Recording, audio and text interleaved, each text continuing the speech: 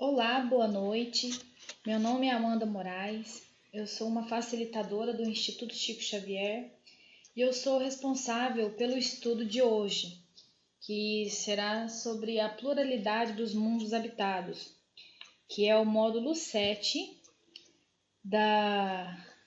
do livro ESD, Estudo Sistematizado da Doutrina Espírita, tomo 1. Esse ESD ele é composto por 3 livros, o tomo 1, tomo 2 e o tomo único. E essa aula é do tomo 1. Estou substituindo o facilitador Robson Luiz Perina, por isso que a apresentação está com o nome dele. Bom, vamos começar. O objetivo geral é possibilitar o conhecimento a respeito da existência, da formação e das categorias dos mundos habitados. Como Jesus disse, há muitas moradas na casa de meu Pai. De acordo com a visão espírita, não há um espaço no planeta que Deus não tenha uma finalidade, uma utilidade para tal. Não significa que a gente não encontre em Marte, por exemplo, que é um grande alvo, de especulações, que a gente não encontre lá pessoas humanas que nem a gente, formada da mesma matéria, não significa que lá não exista vida, né? Por exemplo, Júpiter é um planeta gasoso. Lá provavelmente existe vida. Inclusive, na visão espírita, é o planeta mais evoluído do sistema solar, deste nosso sistema. Então, nós vamos discorrer sobre esse assunto.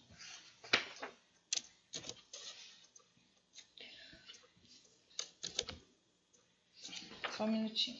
Nós vamos começar pelo fluido cósmico universal. O que é esse fluido cósmico? Para que ele serve? Bom, os espíritos superiores nos esclarecem que há um fluido etéreo que enche o espaço e penetra os corpos. E este fluido é o éter ou matéria cósmica primitiva, geradora dos mundos e dos seres. São-lhe inerentes as forças que presidiam as metamorfoses da matéria, as leis imutáveis e necessárias que regem o mundo. São conhecidas na Terra sob o nome de gravidade, coesão, afinidade, atração, magnetismo, eletricidade. Essas são as leis necessárias para regerem os mundos, E o nosso, inclusive. Só um minuto. A grande diversidade de corpos materiais existentes no universo, inclusive no nosso planeta, é porque, sendo um número ilimitado, as forças que presidem as suas transformações e as condições em que essas produziram, também as várias combinações da matéria não podiam ser ilimitadas. A gente sabe que para chegar até os dias de hoje, o planeta como ele está, até nós seres humanos, a gente vem sofrendo várias transformações. Viemos do mineral, fomos para o vegetal, animal, estamos no nominal.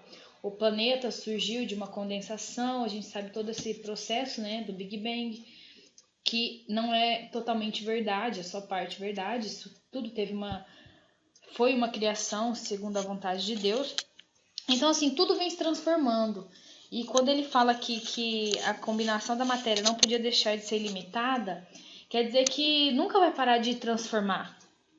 Tudo sempre vai estar transformando, vai estar evoluindo, vai estar gerando mudanças, Então são ilimitadas e são eternas essas mudanças. Os espíritos, eles também nos esclarecem que essa matéria cósmica primitiva, ela continha os elementos materiais fluídicos e vitais de todos os universos que estadeiam suas magnificências diante da eternidade, e que ela é a mãe fecunda de todas as coisas, a primeira voz, sobretudo a eterna geratriz. Absolutamente não desapareceu essa substância, da onde provém as esferas siderais. Não morreu essa potência, porque ela ainda dá à luz as novas criações, incessantemente recebe os princípios do mundo que apagam do livro eterno, que igual a gente já ouviram falar sobre as estrelas que morrem? Então, elas voltam para esse fluido cósmico universal. Ele está dizendo aqui nesse parágrafo que esse fluido é da onde vem, tudo todos os mundos vêm desse fluido, e quando eles morrem, esses mundos morrem, essas estrelas morrem, voltam para esse fluido também, para gerar novos fluidos, está sempre em transformação. O fluido cósmico, entendido como sendo o princípio elementar do universo, demonstra possuir propriedades assumindo dois estados distintos, o de eterização e o de materialização. Sendo que o de eterização ou imponderabilidade pode considerar o primitivo, o estado normal. Que eterização é igual os espíritos, eles são etéreos, né? Eles não são matéria densa, assim, pesada, que nem nós humanos somos, né? Essa matéria que a gente consegue pegar. Cada um desses dois estados dá lugar a fenômenos especiais. Ao segundo pertencem os do mundo visível e o primeiro os do mundo invisível. Então, tudo que é invisível aos nossos olhos como humanos faz parte do estado etéreo. Uns os chamam de fenômenos materiais, são da alçada da ciência propriamente dita. Os outros qualificados de fenômenos espirituais ou psíquicos, porque se ligam de modo especial à existência dos espíritos, cabe na atribuição do espiritismo. Então, esses dois estados, existem dois estados, da matéria e os que são invisíveis ao nosso olho, que é o que o espiritismo estuda. A ciência se a simplesmente estudar a matéria, que ela consegue ver, palpar, medir, pesar. O espiritismo não, ele veio estudar algo além, algo que a gente não consegue enxergar pelos olhos. Algumas pessoas conseguem, é claro, mas a grande maioria não. No estado de encarnação, o homem somente pode perceber os fenômenos psíquicos que se prendem à vida corpórea. Os do domínio espiritual escapam aos sentidos materiais e só podem ser percebidos no estado de espírito. Então, todas as nossas atribuições enquanto espíritos, nós relembrarmos as nossas vidas passadas, sentir a energia um do outro, conseguir olhar para um espírito e saber o que ele está pensando, o que ele está sentindo, nós, enquanto humanos, não temos essa condição ainda.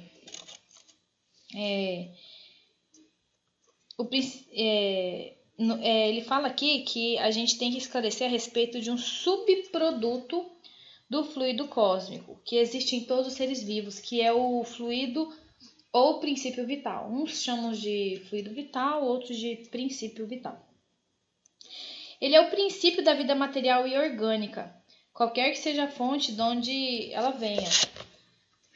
Princípio esse comum a todos os seres vivos, desde as plantas até o homem. Pois que pode haver vida com a exclusão da faculdade de pensar. O princípio vital é coisa distinta e independente. Princípio vital não quer dizer que é só quem consegue pensar, falar, raciocinar, não. As plantas orgânicas também possuem o fluido vital, né? Ele é a força dos corpos orgânicos, né? Ele fala aqui, ó. Ao mesmo tempo que o agente vital dá impulso aos órgãos, a ação destes entretém e desenvolve a atividade daquele agente, quase como sucede com o atrito que desenvolve o calor. Então, esse princípio vital, esse fluido vital, a gente nasce com uma quantia de fluido vital.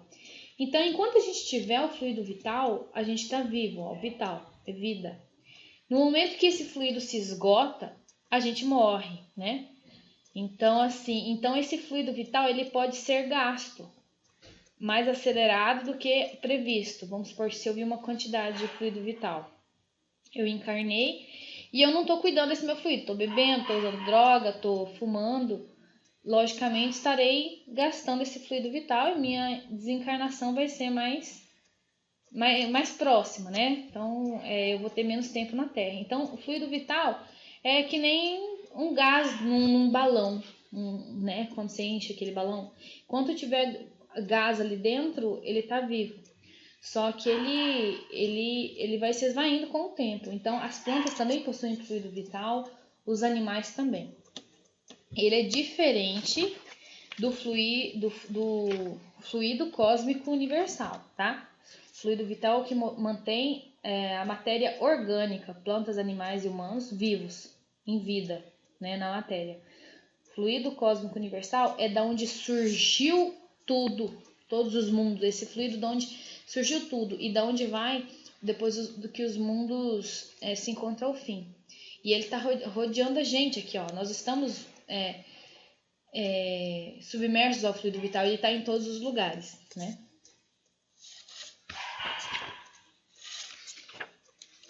Agora vamos para o próximo roteiro, que é os elementos gerais do universo, matéria e espírito. O espiritismo ele nos fala que existem dois elementos gerais no universo. Um é a matéria e outro é o espírito, com E minúsculo. E acima desses dois, Deus, né, que é o Criador e Pai de todas as coisas. Deus, espírito e matéria constituem o princípio de tudo que existe, a Trindade universal. Ele frisa aqui que tem que considerar o elemento geral espírito escrito com E minúsculo, também chamado princípio inteligente do universo, que é diferente da palavra espírito com E maiúsculo, que significa individualidade humana dotada de razão. O espírito ele vem lá da antiguidade, de quando nós éramos animais, por exemplo, né? Mas é um espírito com E minúsculo. A partir do momento que ele ganha razão, que ele ganha inteligência, né? Que ele age conforme a sua própria vontade, a sua conduta, a sua moral, ele já é espírito com E maiúsculo. A matéria, ela tem origem no fluido cósmico universal, né? Que a gente estudou agora há pouco, que é também conhecido como éter, matéria cósmica primitiva, conforme vimos, né, agora mesmo. E esse processo de cocriação em plano maior resultou na produção de variados tipos de matérias no cosmos. Para se ter uma ideia da grandiosidade do processo, a gente observa que as nossas análises químicas apontam para a existência de cerca de 1/4 milhão de substâncias da Terra que podem ser reduzidas aproximadamente como originárias de 90 elementos, que são os elementos da tabela química, né, pessoal? E, na verdade, essa tabela nossa é formada de 103 elementos químicos, sendo que os seus 90 primeiros elementos são classificados como naturais, né, que vêm do nosso planeta. Os demais são produzidos pelos humanos. E ele fala aqui também que a gente conhece, vamos supor, 90 elementos, né, naturais, que é a química. Então, tudo que a gente conhece neste planeta é formado a partir da combinação ou de elementos isolados, desses 90 elementos. Só que ele fala também que existe uma infinidade de elementos além do último e aquém do primeiro, que o primeiro é o hidrogênio, o último, deixa eu dar uma olhadinha qual que é o laurêncio. Então, ele fala que nós não conhecemos ainda, né? Nós estamos muito longe de conhecer toda a verdade. Então, existem uma infinidade de elementos antes do hidrogênio e depois do laurêncio. Então, nosso conhecimento ainda é muito básico, é muito primário.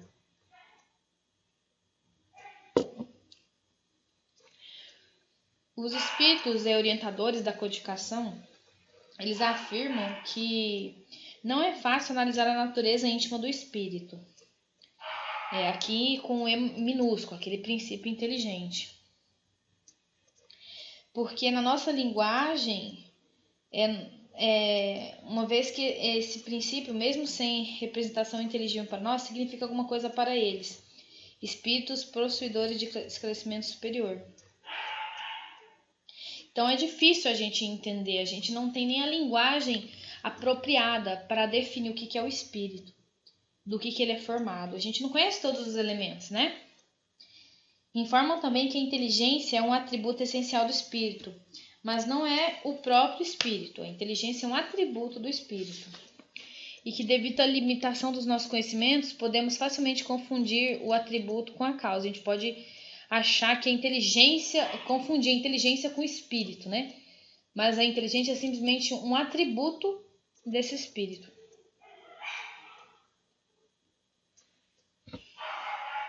E eles falam que a união do espírito e da matéria é necessária para intelectualizar a matéria. Então, é necessária essa união. Então, o que é a união do espírito com a matéria? É a reencarnação. Então, ela é necessária para intelectualizar a matéria.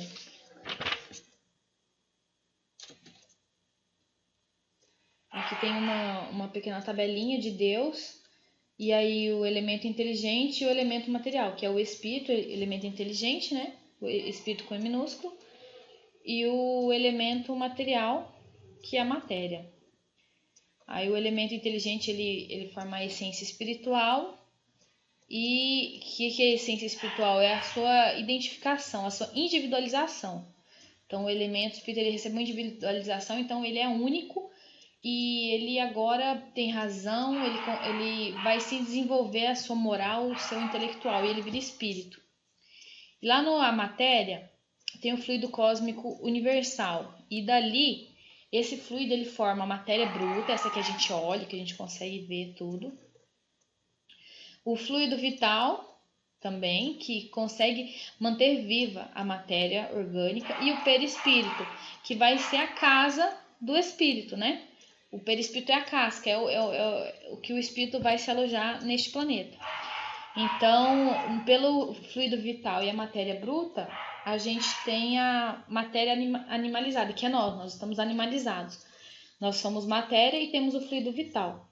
E para formar o homem, a gente precisa do espírito. Então, formam os três, que o espírito também tem um perispírito, aí forma o homem. Esse diagrama é bem legal. E eu queria pedir desculpa pelos latidos dos cachorros, tá? Eu não consigo mandar eles parar porque é do vizinho.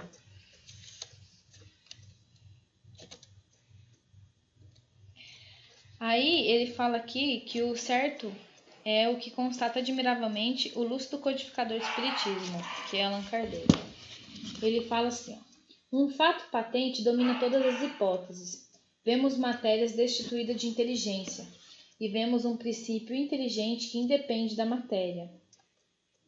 A origem e a conexão dessas duas coisas nos são desconhecidas. Se promanam ou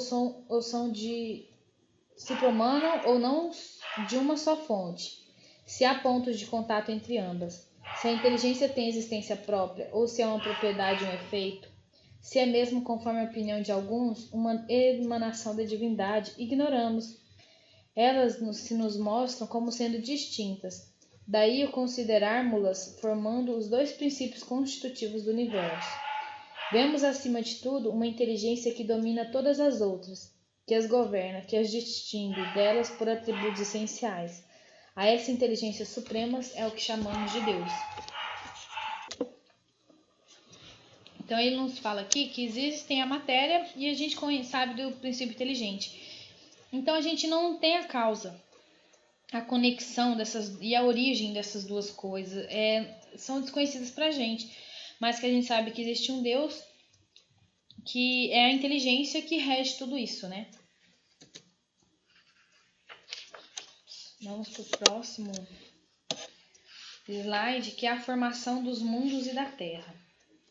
Allan Kardec fala no Livro dos Espíritos o seguinte: o universo abrange a infinidade dos mundos que vemos e dos que não vemos. Todos os seres animados e inanimados, todos os astros que se movem no espaço, assim como os fluidos que os enchem. Diz-nos a razão, continua Kardec, não ser possível que o universo se tenha feito a si mesmo e que, não podendo também ser obra do acaso, há de ser obra de Deus. Então ele reconhece, né, tudo que o universo abrange e ele sabe, basta ser inteligente, que o acaso não existe, nada se cria do nada. Então tudo tem que ter um criador e esse criador ele chama de Deus. E como que Deus teria criado o universo, né?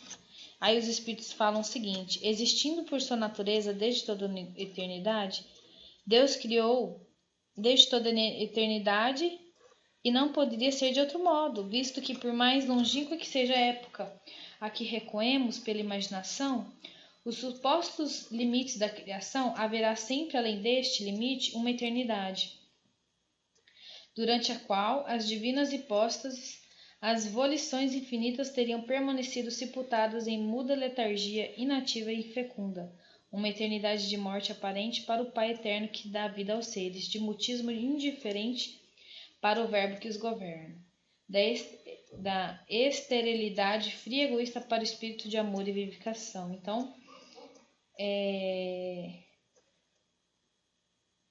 a gente não, Deus é eterno, né? Tanto no passado como no futuro, Deus é eterno para os dois sentidos de tempo. Então, haverá várias hipóteses, mas a gente não vai saber por enquanto a origem, a causa de tudo isso, como foi dito agora mesmo. E aqui no livro do Ege, ele discorre bastante sobre a criação de um mundo, como que se junta as moléculas para se criar. Eu acho bem interessante, só que não compensa falar agora, senão a aula vai ficar muito extensa.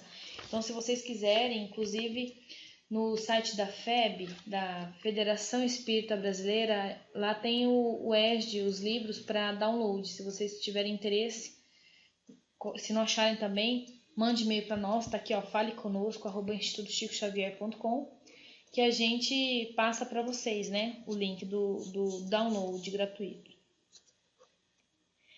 Então, os espíritos, resumidamente, falam que Deus criou o universo e os seres pela sua vontade. A base de construção dos mundos da matéria é o fluido cósmico universal, igualmente chamado de matéria cósmica primitiva. Essa matéria ela contém os elementos materiais, fluídicos e vitais de todos os universos que estadeiam suas magnitudes diante da eternidade. Ela é a mãe de todas as coisas, né? E ele repete aqui que essa substância não sumiu, ela ainda existe. Então, portanto, tudo ainda vai se transformar, tudo vai sofrer mudanças.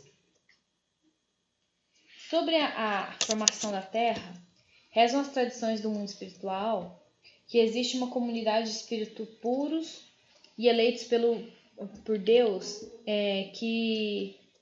que detém as rédeas diretoras da vida de todas as coletividades planetárias. Eles governam, né, os planetas. E essa comunidade de seres angélicos e perfeitos, da qual Jesus é um dos membros divinos, apenas já se reuniu nas proximidades da Terra para a solução de problemas decisivos da organização e da direção do nosso planeta por 2 vezes no curso dos milênios conhecidos. Então, Jesus só desceu à Terra 2 vezes. A primeira foi quando o orbe terrestre se desprendia da nebulosa solar, a fim de que se lançasse no tempo e no espaço as balizas do nosso sistema, que foi quando o planeta virou planeta, né? Na materialização desse planeta para receber esses espíritos. E a segunda vez que Jesus veio, né? Para trazer a família humana e a lição imortal do seu evangelho de amor e redenção, foi quando Jesus veio mesmo, encarnou na Terra como filho de Maria, né? Então essa foi a segunda vez que Jesus veio à Terra. E junto com ele, lógico, toda essa equipe espiritual para trazer uma moral para nós, né? Com certeza estávamos lá na época, não sei qual é o nosso papel nessa época, se nós vimos Jesus, enfim, nós com certeza estávamos lá. Então Jesus veio para trazer esse amor, para ensinar, na verdade, né, como que deveria ser a nossa conduta para uma maior elevação moral, que ele ensinou perdão, caridade, o amor ao próximo, né? Então, sobre a direção de Jesus, o governador espiritual da Terra, nós temos informações sobre a formação do planeta. Aí, agora, ele vem aqui em sequência no livro, falar como tudo aconteceu para formar o nosso planeta. Também, se alguém tiver interesse, por favor, leia, que senão vai ficar muito comprido aqui, tá?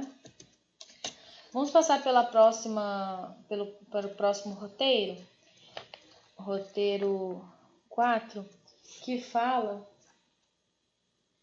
sobre os reinos da natureza, mineral, vegetal, animal e hominal.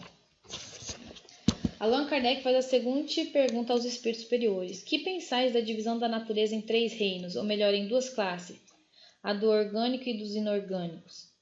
Segundo alguns, a espécie humana forma uma 4ª classe. Qual dessas divisões é preferível? Daí os espíritos respondem que todas são boas, conforme o ponto de vista. Do ponto de vista material, apenas seres orgânicos e inorgânicos. Do ponto de vista moral, há evidentemente 4 graus, que é o mineral, vegetal, o animal e o hominal. E aí, comentando essa resposta dos espíritos, o Allan Kardec fala o seguinte: Esses 4 graus apresentam com efeito caracteres denominados, muito embora pareçam confundir-se nos seus limites extremos. A matéria inerte, que constitui o reino mineral, só tem em si uma força mecânica, segundo as leis da física, tá, gente? As plantas, ainda que compostas de matéria inerte, mineral, são dotadas de vitalidade, elas possuem fluido vital, por isso são orgânicas. Os animais também compostos de matéria inerte, igualmente dotados de vitalidade, possuem, além disso, uma espécie de inteligência instintiva. Então, ele já não é mais planta, ele tem o instinto, ele pode se mover, pode caçar, pode comer, morre, revive, cria, amamenta, ou então põe ovo. Então, assim, o animal ele tem um instinto, né, de sobrevivência, vários outros instintos. E daí vem o homem, tendo tudo que há nas plantas e nos animais, domina todas as outras classes porque ele tem uma inteligência especial, indefinida, que lhe dá consciência do seu futuro, a percepção das coisas extramateriais e o conhecimento de Deus. Os animais, as plantas e o mineral não têm conhecimento de Deus, né? De uma força maior, não tem entendimento. Já nós humanos tem, então isso que nos faz mais elevados que eles neste planeta. Aí ele vem falando, né, sobre os vegetais, que não têm consciência que existem, uma vez que eles não pensam, eles só têm uma vida orgânica. Os animais, que eles possuem um princípio independente da matéria. E esse princípio ele é semelhante à alma humana. E os espíritos falam que também é uma alma, dependendo isso do sentido que se quer dar à palavra. É, porém, inferior à do homem. Então, é uma alma, os animais têm alma, mas é uma alma que não é dotada de inteligência, de razão, né? Mas eles têm. Quem gosta de animais, como eu, vai saber que os bichinhos são até bem inteligentes, né? São carinhosos, são emotivos. E aí ele fala da espécie humana, que uma vez espalhados pela Terra, absorveram em si mesmos os elementos necessários à sua própria formação, para os transmitir segundo as leis da reprodução. O mesmo se deu nas diferentes espécies de seres vivos. E as diferenças físicas e morais que distinguem as raças humanas na Terra estão relacionadas à ação do clima, da vida e dos costumes. Daí se dá quando 2 filhos de uma mesma mãe, que educados longe um do outro e de modos diferentes, em nada se assemelham quanto à moral. Então não quer dizer que... na verdade é bem lógico isso, né? Cada humano tem um grau de elevação moral e intelectual, né? Porque todos são humanos, que todos são inteligentes e tem a evolução moral em grau igual. Então a moral é diferente, né, na evolução de cada um. Cada um tem sua evolução individual. Aí ele vem nos falar sobre as diferentes categorias de mundos habitados. Ele coloca aqui mundos primitivos, mundos de provas e expiações, no qual a Terra se enquadra nessa categoria. Mundos de regeneração ou regeneradores, mundos ditosos ou felizes, mundos celestes ou divinos. Então, mundos primitivos é os mais atrasados, né? Eles são, de certo modo, rudimentares e os seres que o habitam são também rudimentares. Revestem uma forma humana, mas sem nenhuma beleza, eles são grotescos. Eles não têm delicadeza, não têm sentimento de benevolência, nem as noções de justo e injusto. Eles acabaram de sair da categoria animal, então eles são bem instintivos. Todas as ações deles são instinto, mas eles guardam na sua consciência, lá dentro, por mais que seja bem escondido, a noção de Deus, a noção o amor mesmo, porque nós todos somos amor. Nosso estado normal é amor. Se nós somos maus, assassinos, ladrões, nós estamos assim, porque um dia nós vamos voltar a ser o que nós somos realmente, né? Que é amor, é benevolência, é caridade, é perdão, são todas as virtudes de Cristo. Esse é o nosso estado natural. Se hoje a gente não se encontra com essas virtudes adequadas, é porque ainda não chegou a hora, a gente não soube desenvolvê-las, mas essa é a origem, nosso nosso final, digamos assim, nosso objetivo final. Então, nesses mundos primitivos não existe esse tipo de sentimento, apesar de lá dentro, no inconsciente desses seres existam, né? E a força bruta é a única lei. Então, existe o instinto de sobrevivência, então de alimentação, eles se matam. Nem sei o que eles fazem, mas da gente pra gente ter uma noção, né? De acordo com as civilizações primitivas que nós temos aqui na Terra. Então, eles são bem mais primitivos. Os mundos de expiações e provas são mundos onde domina o mal domina. E é destinado a espíritos que necessitam expiar as faltas cometidas em suas encarnações anteriores. Então, quem está aqui nessa categoria de provas e expiações precisa expiar, precisa resgatar, precisa pagar o que deve. Vamos dizer assim de uma forma mais grotesca. Estou devendo na questão moral, estou aqui para pagar e tentar melhorar, tentar desenvolver virtudes para mim e para uma nova categoria. Então, a gente está em constante proximidade com espíritos muito atrasados.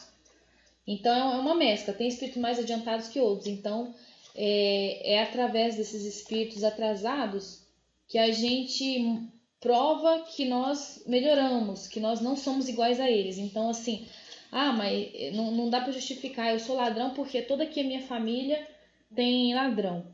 Vamos supor, peguei um caso aqui. Vamos supor, todo mundo aqui na minha família é ladrão, né? Aí eu falo, não, eu sou ladrão porque todo mundo aqui é ladrão. Não.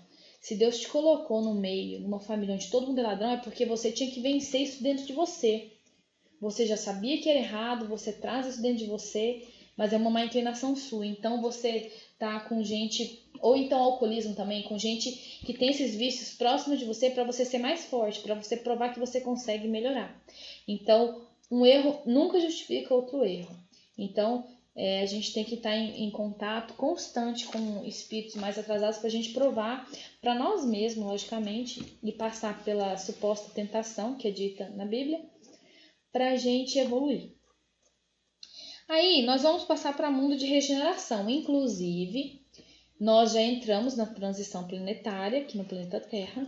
Nós vamos passar para o mundo de regeneração. E nós temos um prazo aproximadamente de 1000 anos para se enquadrar na categoria de espíritos que vivem em mundo de regeneração, na qual a gente já vai falar.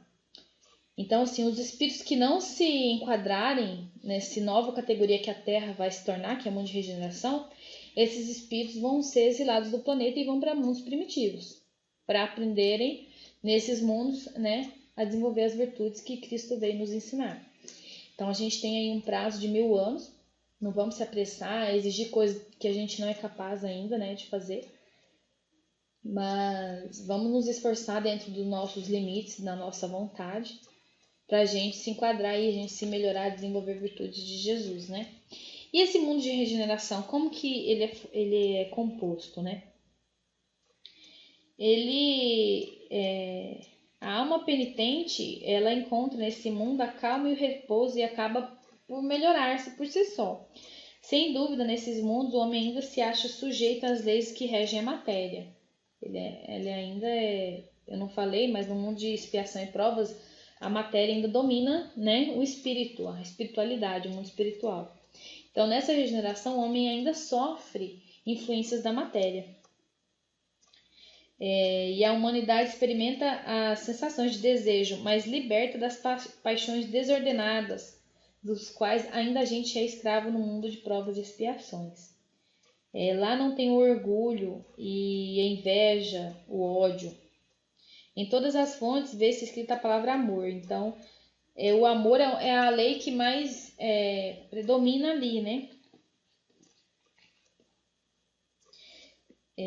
Só que nesse mundo, ele não existe a felicidade perfeita. O homem ainda é carne lá, ele ainda é sujeito às vicissitudes e ainda tem que suportar provas, porém, sem as pungentes angústias da expiação, porque ele já expiou tudo, né? Então ele simplesmente tem que passar por provas, que provas é diferente de expiações. Expiações é você pagar alguma coisa que você deve, né? Aí, depois da regeneração, vem os mundos ditosos ou felizes. Nesse mundo, as condições da vida moral e e material são muitíssimo diversas. Por toda parte, a forma corpórea é sempre humana, mas embelezada e aperfeiçoada e, sobretudo, purificada. O corpo nada tem de materialidade terrestre, essa matéria orgânica.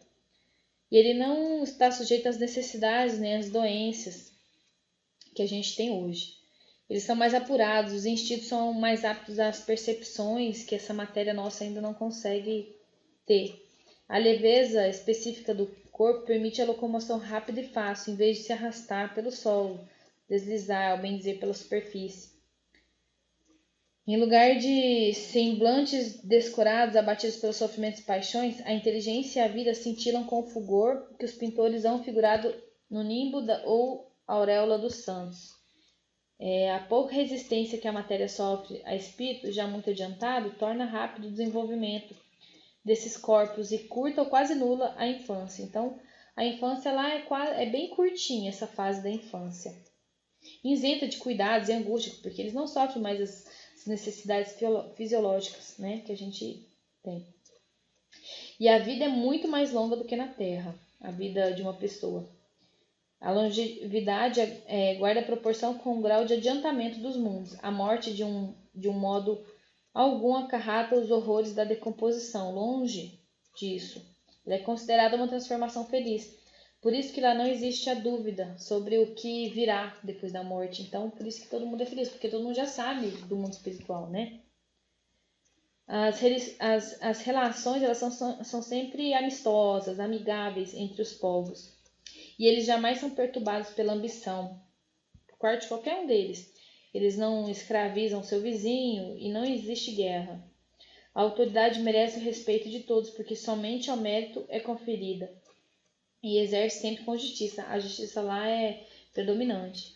Lá todos os sentimentos delicados e elevados da natureza humana se acham engrandecidos e purificados. Um laço de amor e fraternidade prende uns aos outros todos os homens. Então, é um espírito muito feliz, realmente, né? Onde o amor, a alegria, a amizade, realmente, no sentido próprio da palavra, predomina. E mais evoluído que esses mundos são os mundos celestes ou divinos. E esses mundos são habitados por espíritos puros, aqueles que atingiram a perfeição. Só que esses espíritos não ficam presos, tá? A sua habitação. Ele pode, melhor que todos os outros, estar em qualquer lugar que eles quiserem. Então é bem bacana, né? A gente saber o que vem depois daqui, da onde a gente veio e de onde a gente vai. Lógico que são explicações bastante superficiais, né? Porque é o que a gente precisa saber por enquanto. Então, o mais importante de saber é que nós temos uma nova categoria e a gente tem que se enquadrar. Mas a gente tem que se enquadrar não por orgulho, eu quero estar, não, por vontade mesmo de se melhorar, de evoluir, né, gente? Aí vocês podem digitar no YouTube esse tema, que é a pluralidade dos mundos habitados, que vai ter bastante coisa lá, bastante outras palestras sobre esse assunto. E deixa eu ver aqui se tem mais alguma coisa. Acho que é só isso. Então eu agradeço a quem está ouvindo, né, a palestra. Nós estamos aqui toda à disposição para tirar qualquer dúvida. Estamos toda segunda-feira ao vivo, às 9 horas da noite, horário de Brasília, tá? O link sempre vai estar exposto aqui na página do Facebook do Instituto Chico Xavier. E qualquer dúvida, gente, mande um e-mail, fale conosco, @institutochicoxavier.com, ou então entra na página do Face e deixa uma mensagem inbox que a gente vai procurar responder o mais rápido possível, desculpa. Muito obrigada, muita luz, leveza e alegria na vida de vocês. Um abraço.